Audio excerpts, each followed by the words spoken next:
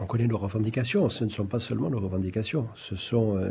C'est un projet qui a été validé par la majorité, une majorité absolue, donc le suffrage universel. Et puis, un grand nombre de ces... C'est-à-dire, vous vous êtes fait élire sur la base d'un projet. La base d'un projet qui contenait la co-officialité, le statut de résident. Oui, tout à fait. Oui, et l'amnistie également pour les prisonniers et les recherchés.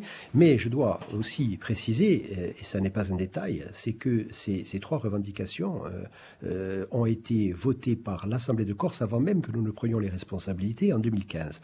Et à l'époque, la majorité suffrage universel. Et non, mais ce que je veux dire, c'est que qui pose des revendications. Mais, tout à fait. Non, à Paris. Mais à l'époque, ça n'était pas une majorité nationaliste qui était présente à l'Assemblée de Corse, et pourtant, ces différents points avaient été votés. Donc, ce sont des revendications qui dépassent très largement notre majorité, qui elle-même est une majorité plus que confortable.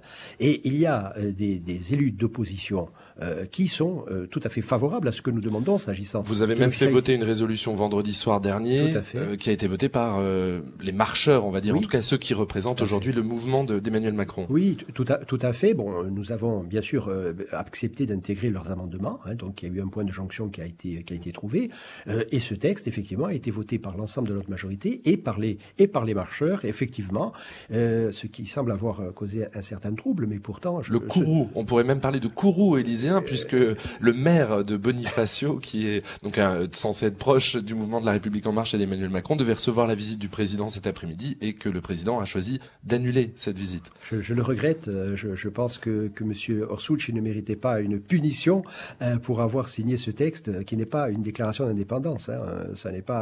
C'était un texte très raisonnable et qui ne faisait que reprendre finalement des délibérations qui avaient déjà été votées par l'Assemblée avant notre prise de pouvoir.